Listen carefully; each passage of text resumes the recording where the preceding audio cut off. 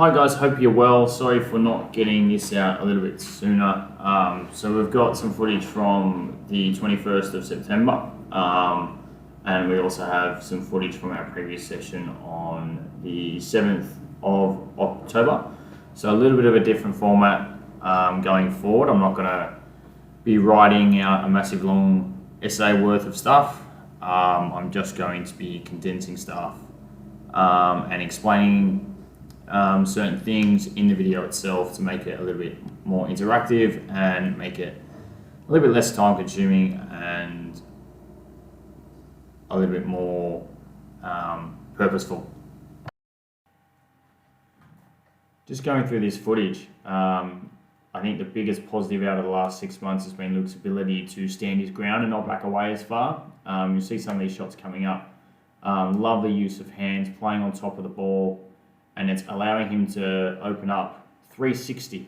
So he's able to hit the ball like that shot there, lovely hands, getting on top of the ball. He's able to hit the ball behind point with much more ease. Just needs to be careful that he's not hitting the ball through the gully, third slip region in the air. Just be careful that you're also not playing the ball too close to your body, because then that becomes really, really difficult to control.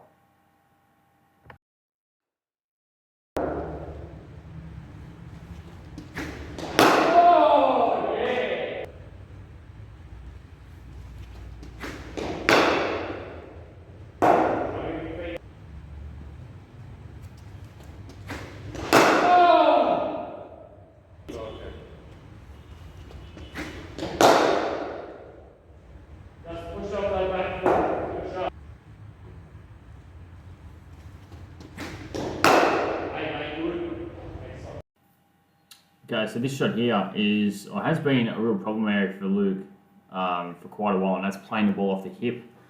I mentioned before in terms of talking about Luke's offside play off the back foot, that often he would back away towards the leg side, and that's what would happen also when the ball was bowled at him, so in a similar position to what this ball was bowled at, in and around the hip region. It's fantastic to see Luke hold his ground. Just one area, and I'm about to go through this a little bit slower with the footage, but Luke can rotate this left leg a little earlier, so you can see that the left hip has left and right hip is facing us, whereas the left foot has taken a little bit longer to actually turn, as it's turning now back into its resting position here. If Luke can open up his body just a touch earlier, he'll find that he's able to hit that ball a little bit finer, and he's not sort of playing around that big front pad that we saw earlier on. We got 10 more balls and we'll have a break.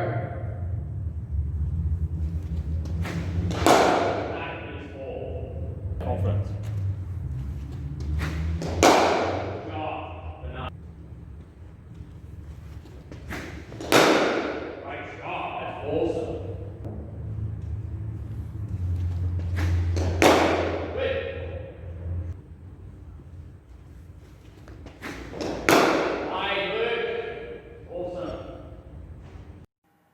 Now just on to our spin session from last Friday's session.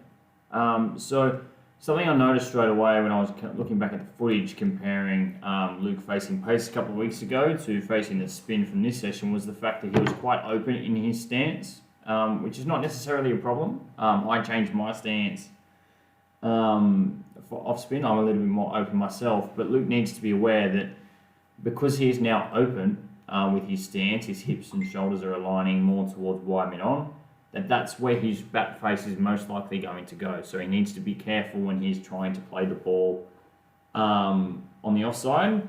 He'll be playing against the turn and with a bat face that's sort of already coming towards mid wicket, so it's quite hard to actually play on the offside.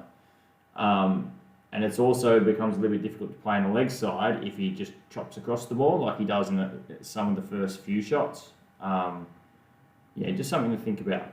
Try and play a little bit straighter. Make sure, even if your feet are open, try and actually turn your shoulder more towards the bowler.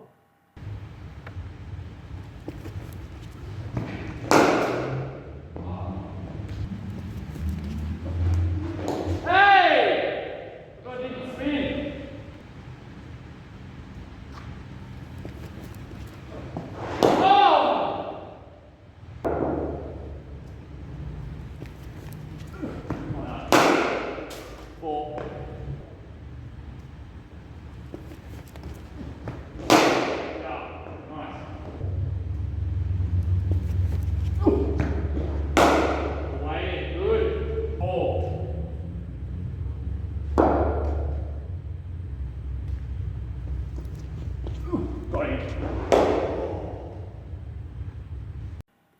love how quickly Luke comes down the wicket here. He gets a really big first step, which enables him to come towards the ball as far as he can, and towards the line of the ball as well. And then that second step sets up the stroke. Just one thing, if we watch the shape of the shot, you'll see that Luke's hands will come across his body and there's a lot of rotation of the hips. It's good. We want to try and power through the shot, but try and finish with the bat going to where you want to hit the ball. That will not only help control, but also help middling the ball as well.